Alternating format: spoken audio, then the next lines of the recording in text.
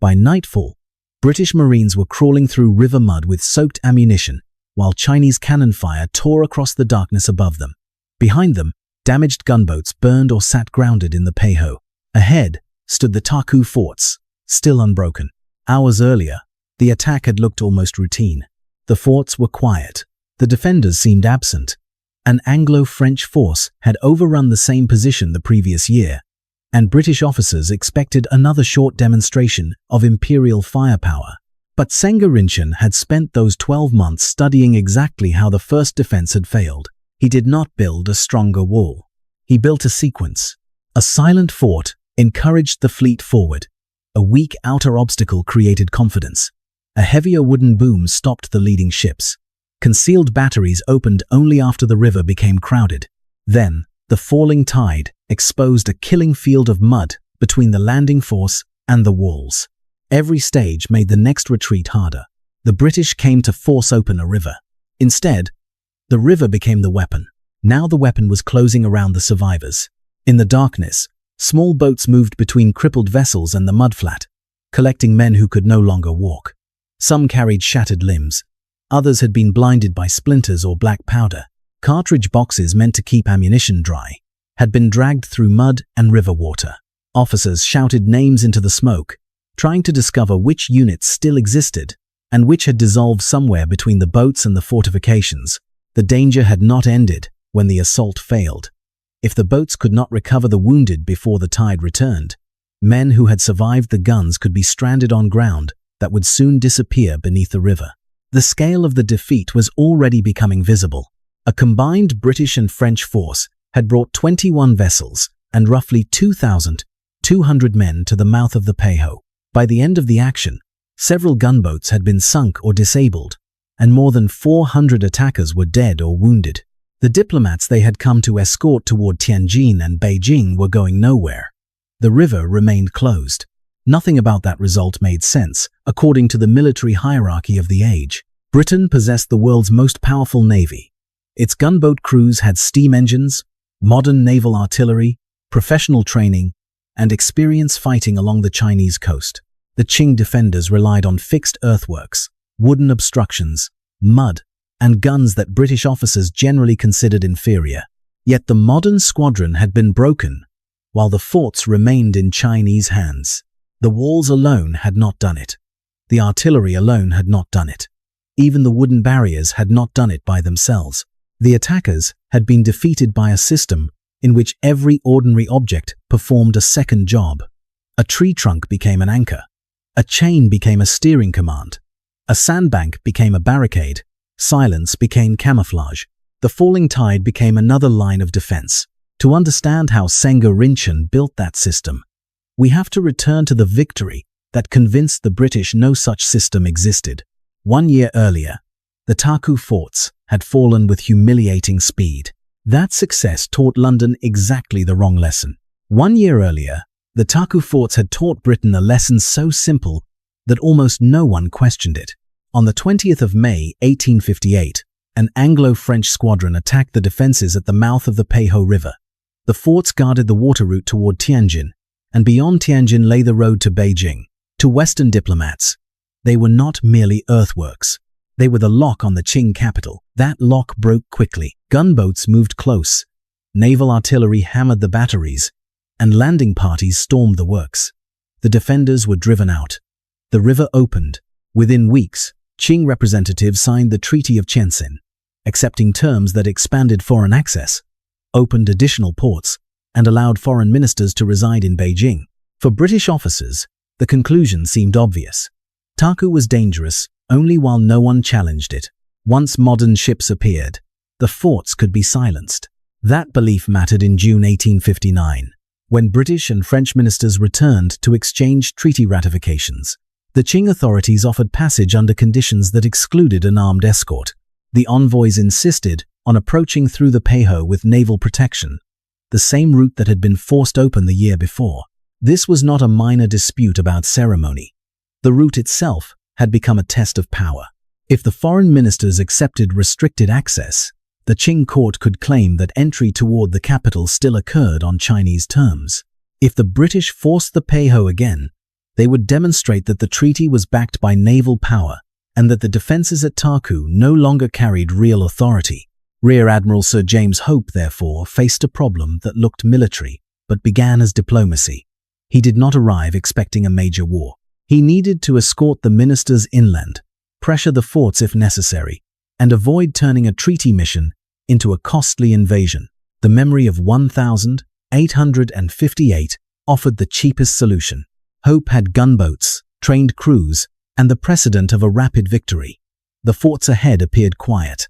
No great field army stood openly along the banks. From his perspective, a controlled show of force could clear the obstruction without requiring thousands of troops to march overland. That decision was not foolish. It was based on the best evidence Britain believed it possessed. But victories create their own blind spots. A defeated enemy studies the exact method that beat him. A victorious commander is tempted to treat that method as proof of a permanent advantage.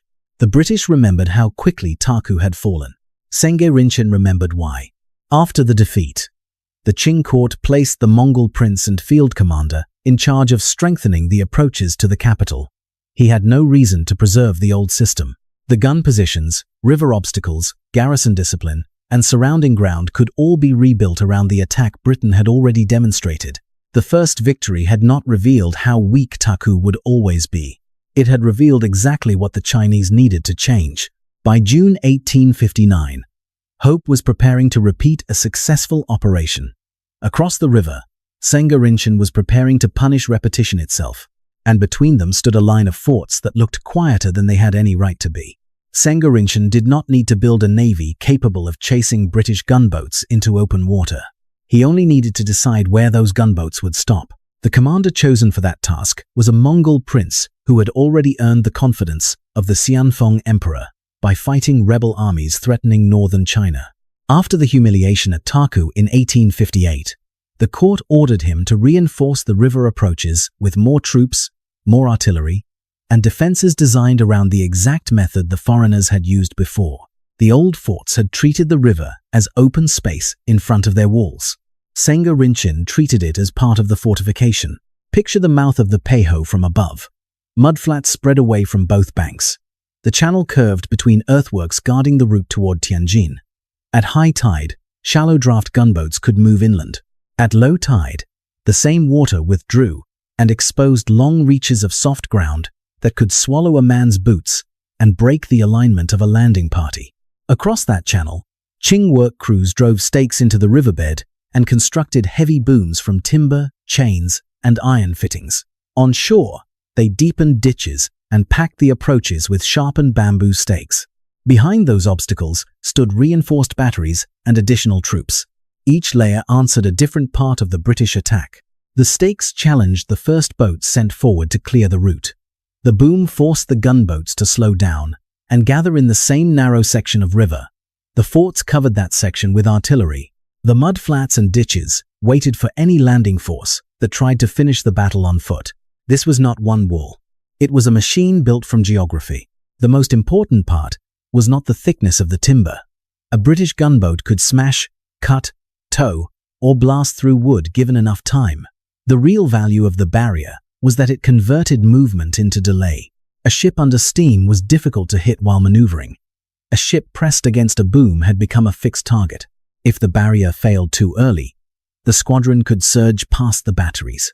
If the guns fired too early, the British could identify the positions, keep their distance, and answer with concentrated naval fire.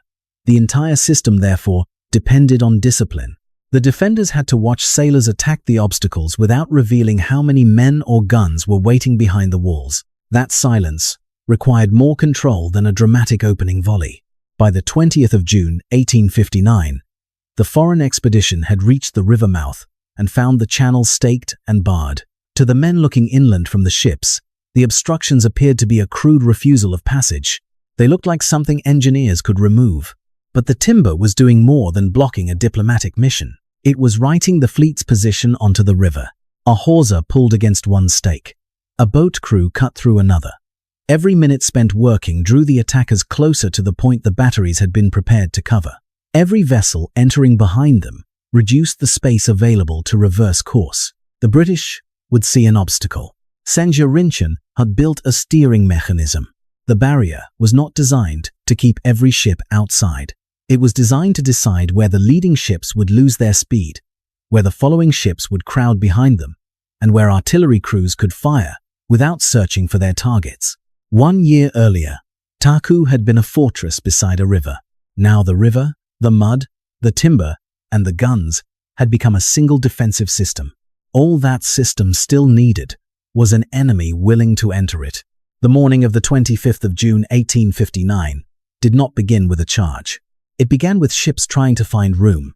The Peiho Channel was only about 200 yards wide, and the tide pushed shallow gunboats away from their assigned stations. Starling and Bantera touched bottom before the battle had properly started. Other vessels edged into a line facing the southern works, their crews dropping anchors, checking cables, and training guns across water narrow enough for the forts to reach almost every position. Opium waited in advance, close to the first barrier of iron piles. Plover stood ready to support her. Lee and Haughty remained behind them. Farther back, Cormorant and Nimrod covered the formation. The arrangement already contained a warning. The leading vessels would have to move through the obstruction one after another. The ships behind could support the advance, but they could not spread out, as they would on open water. If the second barrier held, the gunboats in front would have neither the speed to break through nor the space to turn around. Hope understood that the forts had been strengthened.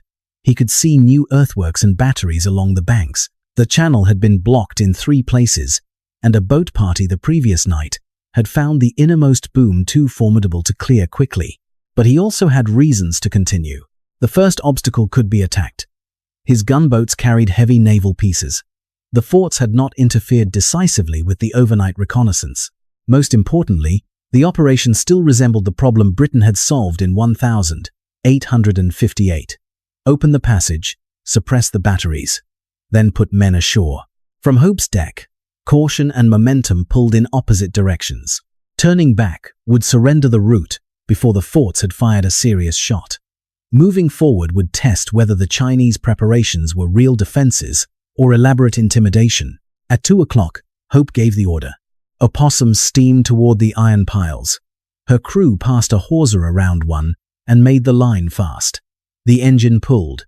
The cable tightened until water flicked from its strands. Men watched iron and timber tremble against the current. Nothing came from the forts. No opening broadside. No rush of troops along the walls. No shot aimed at the sailors working in full view. The silence made the operation feel controlled. For 30 minutes, the hawser strained. Then the pile came free. A passage had opened. Plover advanced to support Opium. Lee and Haughty followed close behind.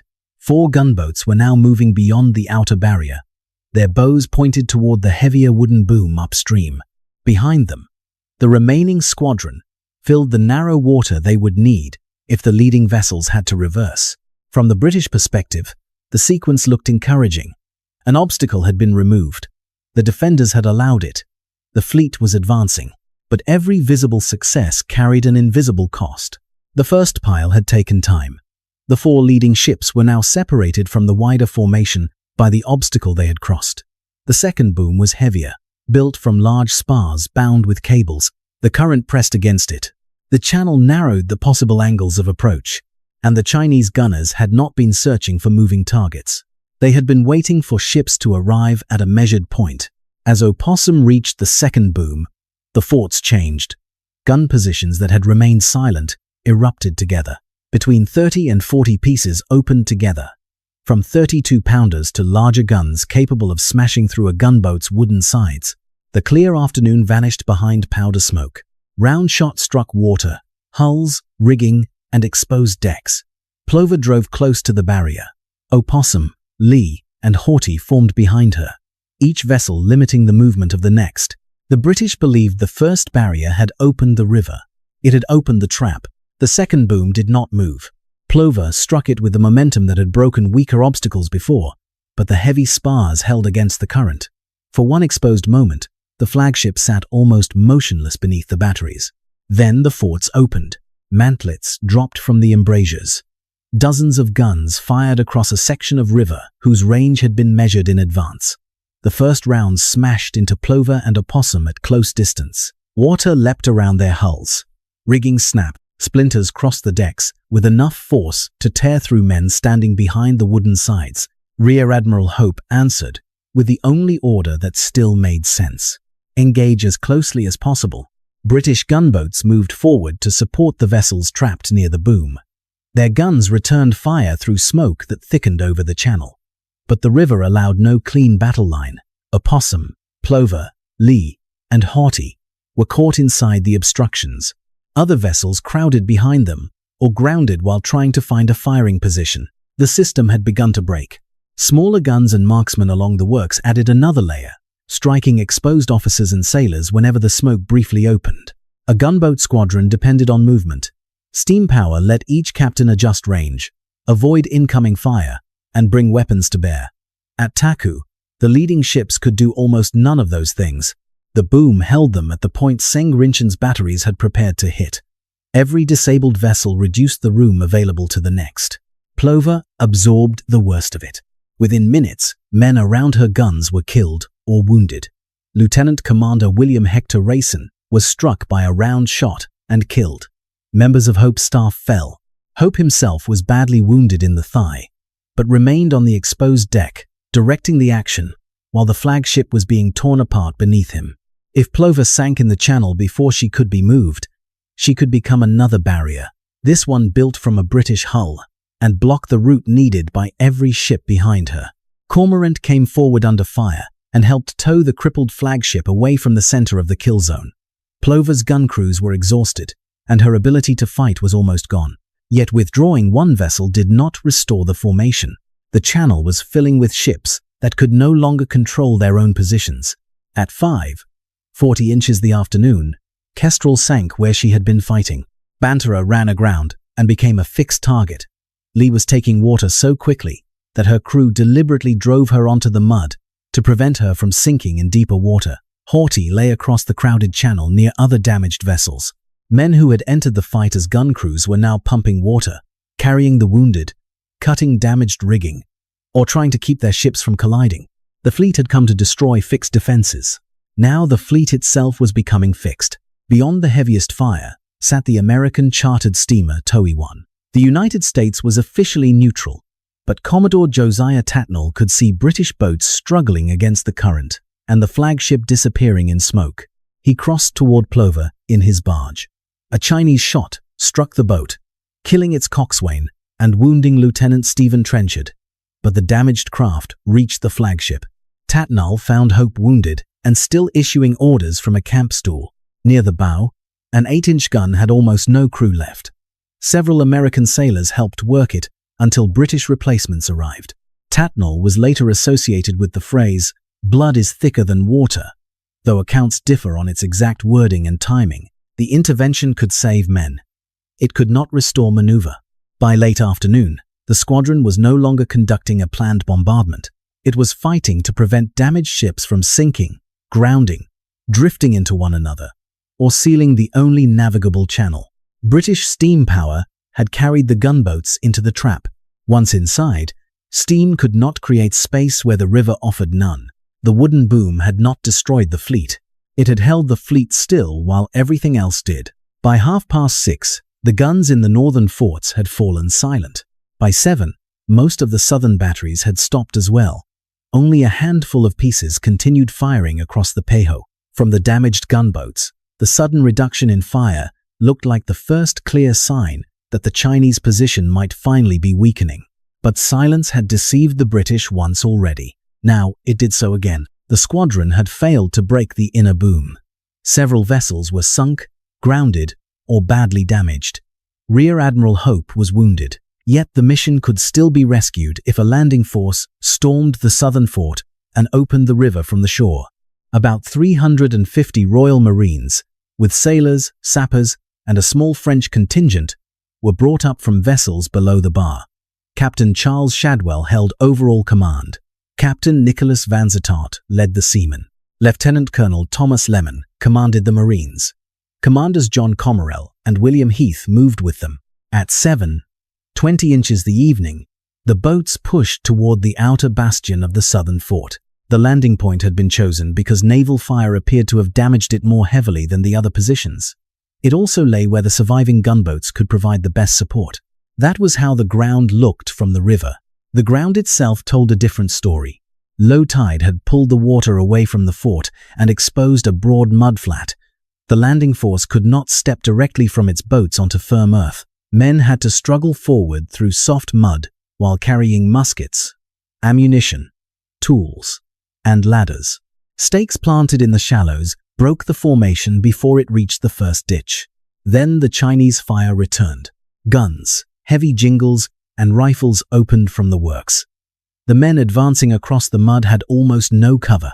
They could not move quickly enough to rush the position, and they could not form clean lines while each step dragged against the ground. The gunboats had failed because the river was too narrow. The landing force was failing because the river had become too wide. Shadwell was wounded. Vansittart was hit. Lemon went down. As senior officers disappeared from the advance, command passed to John Comerell, an officer who had earned the Victoria Cross in the Baltic. He kept the assault moving. About 150 officers and men fought their way as far as the second ditch. Roughly 50 reached the ground close beneath the fort wall. They were now nearer to the objective than anyone had been all day. But closeness was not control. Behind them lay mud, stakes, wounded men, and 2, possibly 3 ditches. Ahead stood a defended wall that had not been breached. The force near it was too small to storm the position and too isolated to hold indefinitely. If reinforcements could not cross the same ground, those 50 men would not become the first wave of a successful assault. They would become the last group trapped beneath the wall. Comerell consulted the remaining officers. Major Fisher of the Royal Engineers, French Commander Tricot, and Marine Captain Richard Park reached the same conclusion. The fort could not be taken with the force still standing. Shadwell ordered the retreat. The survivors withdrew in detachments, carrying men who could not walk and covering those still moving back across the mud. Darkness made the boats difficult to find. The wounded had to be lifted through shallows and over gunwales, while scattered fire continued from the forts. The last stage of the battle became a 6-hour evacuation. If the returning tide reached the mudflat before the wounded reached the boats, the open ground behind the landing force would become water. By 1:30 on the morning of June 26, the final detachments had left the shore. Comerell and Heath were reported among the last men to embark. The forts were still standing. The boom was still across the river, and the assault that had begun as a demonstration of imperial power had ended with officers counting boats in the dark, making certain no living man had been left in the mud. At daylight on June 26, the Peiho River revealed what the darkness had hidden. Broken spars drifted against the current.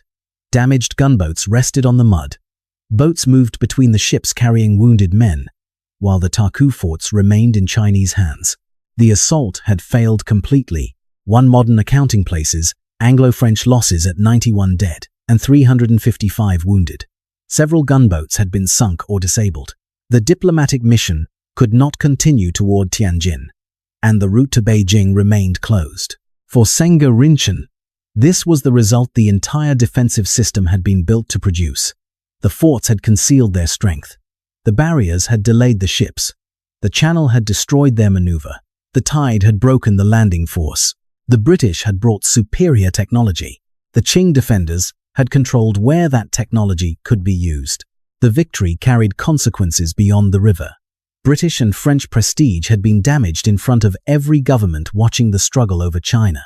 At the Qing court, officials who favored resistance could point to Taku as proof that the Western powers were not invincible. But tactical victories can create dangerous illusions of their own. Britain and France did not abandon the treaty demands. They returned in 1860 with an expedition no river fort could intimidate. Roughly 11,000 British and Indian troops, 6,000 French soldiers, and 173 ships. This time, they did not steam directly into Sengge Rinchen's firing corridor. On August 1, the expedition landed at Peitang, several miles north of Taku. The troops advanced overland, clearing the approaches and attacking the forts from a direction the wooden booms could not control. On August 21, the North Fort was breached after a fierce assault. The remaining defenses surrendered. Tianjin fell 2 days later. and the Allied armies continued toward Beijing. The lesson of 1859 had been learned. Sengge Rinchen had designed the right answer to the attack Britain had already used. His mistake was not in the battle plan. The plan worked with brutal precision. The deeper problem was that one perfect defense could not force an empire to repeat the same mistake. The image that remains is almost cruel in its simplicity. The timber barriers were still in the Peiho. The stakes still waited beneath the water. The guns still covered the channel where British ships had been trapped. But the next army was marching around them on dry land. The wooden barrier stopped an empire for one day. It could not stop that empire from learning. For a few violent hours, the river became the weapon. A year later, the enemy simply refused to fight the river again. Subscribe for more hidden battles, where terrain, deception, and one overlooked object changed the fate of a war.